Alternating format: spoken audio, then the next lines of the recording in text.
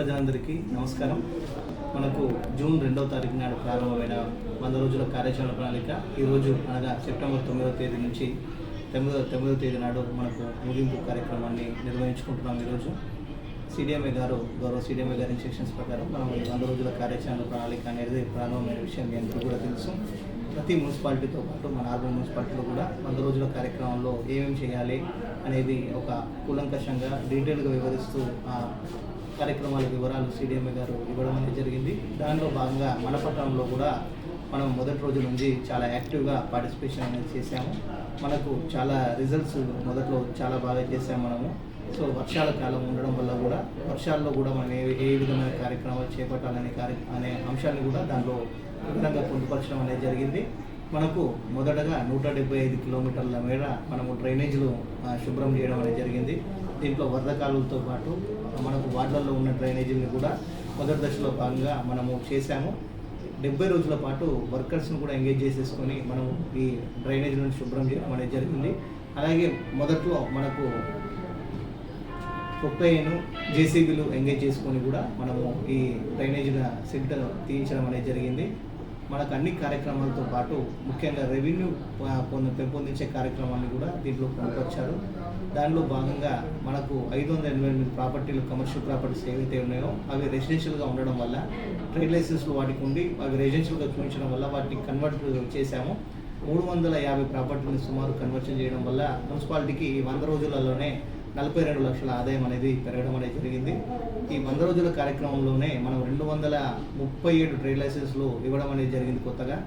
గతంలో ఉన్న కంటే ఈ 100 రోజుల కార్యక్రమంలో భాగంగానే మనం 237 లైసెన్స్ను ఇష్యూ చేయడం అనేది కూడా జరిగింది.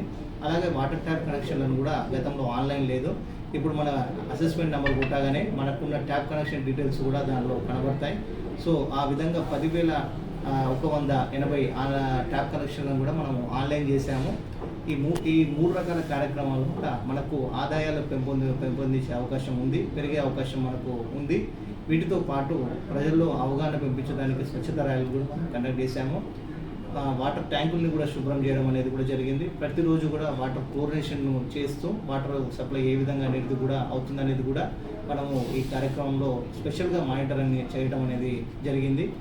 దాంతోపాటు స్ట్రీట్ వెండింగ్ జోన్లు కూడా ప్రస్తుతం ఉన్న జోన్లను మార్చేయాలనే ప్రతిపాదనలు కూడా మేము పరిశీలించడం అనేది జరిగింది.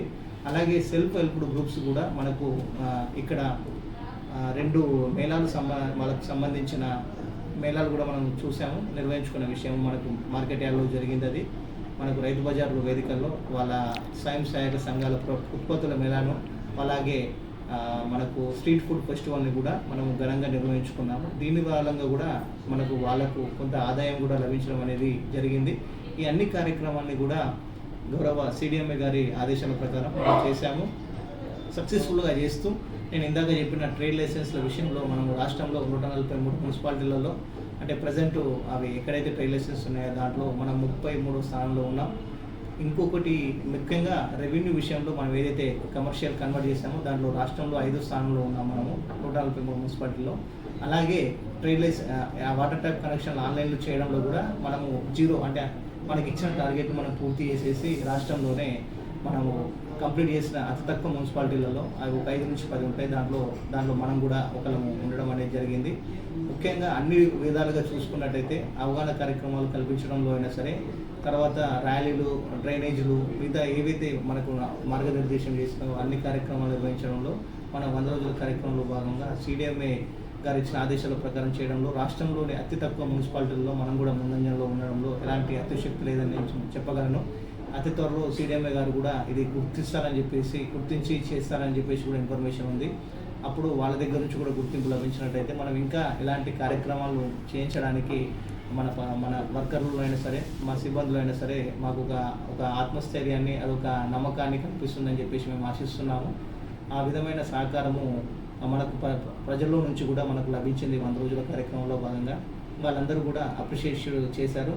మనకు అదే విధమైన కార్యాచరణ ప్రణాళికను మనం కూడా 100 రోజులు అయిపోయినా సరే అదే విధమైన స్ఫూర్తిని మనం కొనసాగిస్తూ మన పట్టణాన్ని స్వచ్ఛారుముగా తీర్చిదిద్దడంలో మా వంతు సహకారం ఖచ్చితంగా మేము చేస్తామని చెప్పేసి అందరికి తెలియజేస్తూ ఈ 100 రోజుల కార్యక్రమంలో పాల్గొన్న మా సిబ్బందికి అందరికీ కూడా పేరు పేరున కృతజ్ఞతలు తెలియజేస్తూ సహకరించిన పట్టణ ప్రజలకు మరొకసారి మా అభినందనలు తెలియజేస్తున్నాను. Thank you.